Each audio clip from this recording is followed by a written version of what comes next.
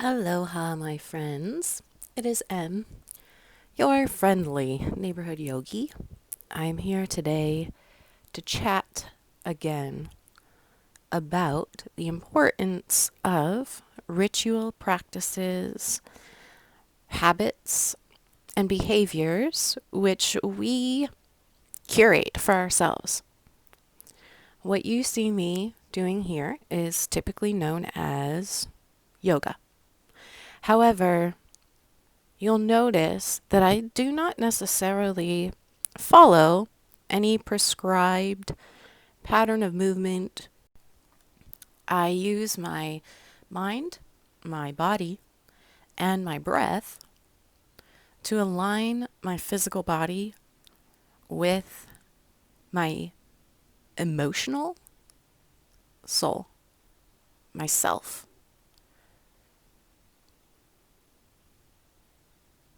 I do use tools to help me. Today I chose to use Deep Blue by doTERRA. This lotion helps open up muscles and tissues that are feeling tight. And you can see that as I stretch my spine and breathe into the center of my body, I'm really opening that space. Opening up my rib cage, opening up the shoulder girdle, bringing the breath to the top of the chest, and using my pelvis, using my pelvic floor, using my diaphragm, and using all of the muscles from the pelvic floor to lift on the exhale and really squeeze air out of my lungs from the base level of where the breath enters the body. Our body detoxes in several ways. It detoxes through our sweat, so it's helpful to get a little sweaty every day. It detoxes through our motion, so when we walk, our feet stimulate our lymphatic system and reminds the body to utilize the kidneys, flush out any stagnant waste inside the body. And our body detoxes through our breath. Such an important thing to recognize because our culture does not put a ton of emphasis on the breath. It is something that the body will do for us, regardless of whether or not we pay attention to it. However, when we pay attention to the breath, we may notice that we don't always inhale fully and exhale fully. In fact, we might be belly breathing. We might be taking short inhales into our belly and just exhaling minimally, just like the top level of air that we breathe in. However, where is the location in the body that most of us struggle with inflammation? Maybe the belly? Maybe the esophagus? And the big part of that is because we have all this stagnant air inside of our torso that needs to be squeezed out, needs to be exhaled out. That's why twisting is such a foundational exercise in yoga.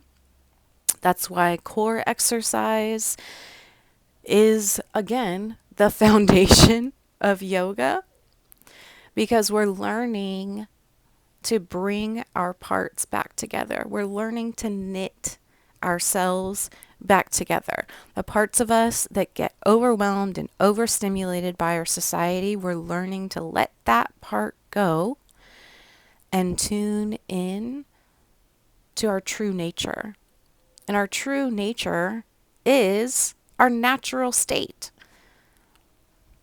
Consider if we were in nature completely naked, like the day we were created.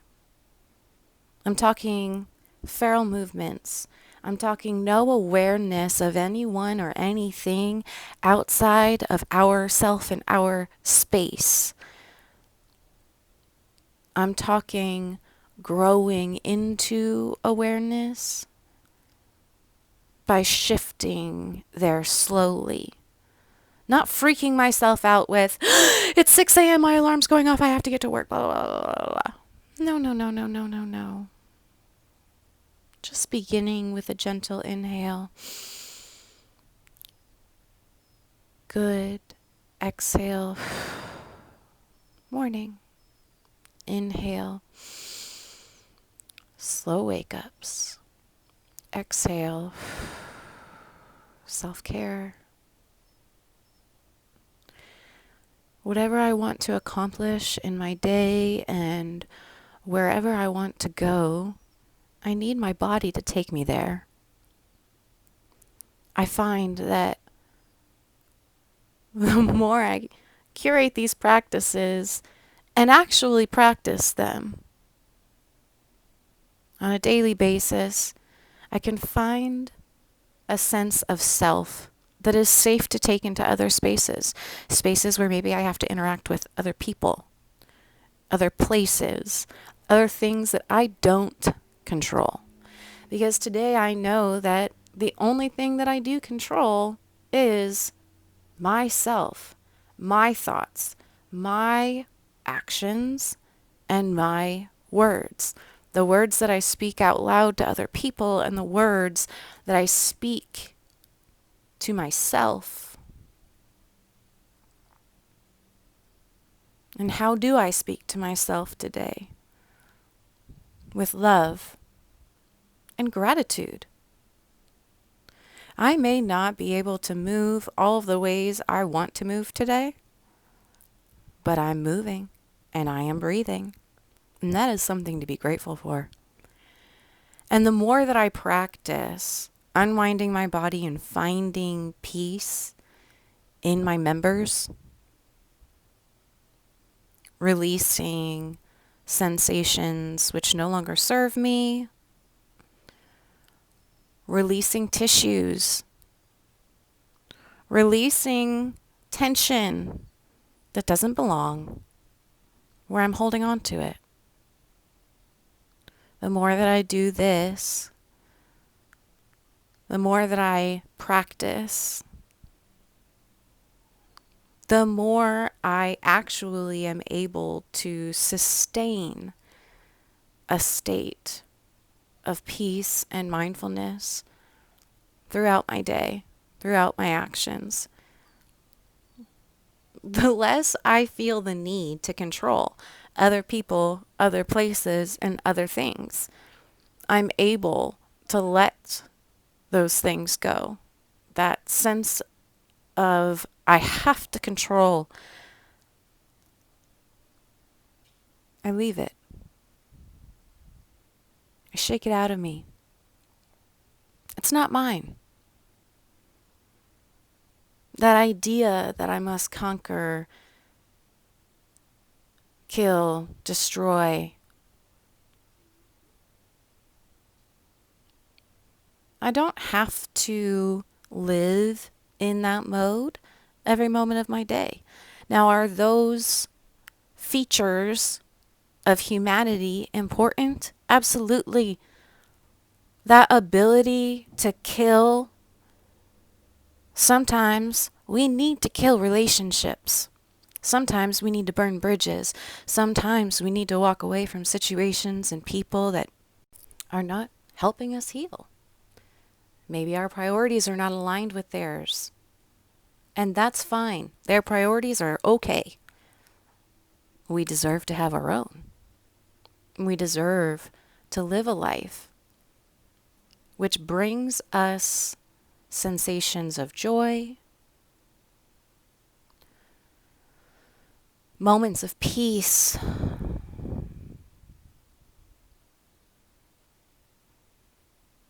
pounds of patience. This is our true nature. We are made to observe. We were created to learn through observation. The more we observe ourselves separate from the entanglements of society, the more we recognize the divinity, which is this temple, this human, this connection between the physical and the spiritual, this breath connection, our life source, our power source, our divinity,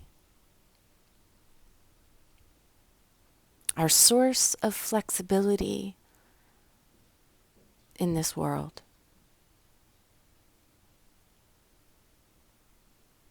In this rigid society we live in today, we've got to find ways to ensure we're bringing ourselves into play, into joy,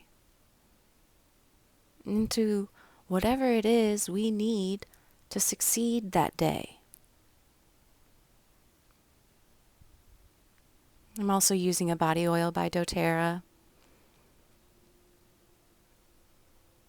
It's a little thinner than the oil I typically use. I really love my castor oil base.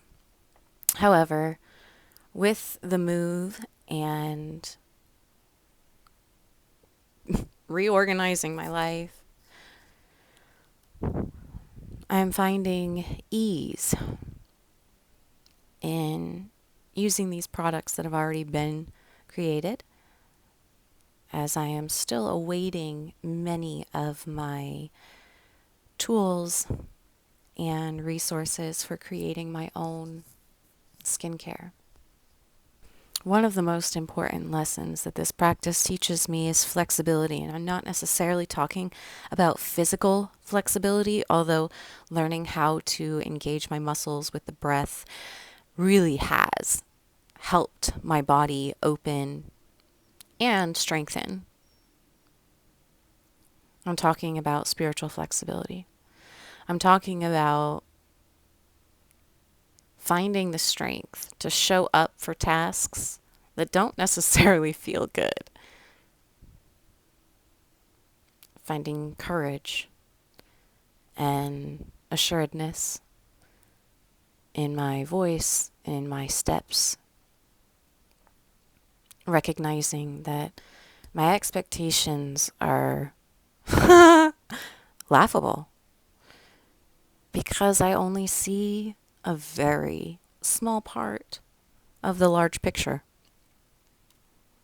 And what's best for me today, instead of seeking to control that picture, is just to settle into the space I'm already at and show it gratitude.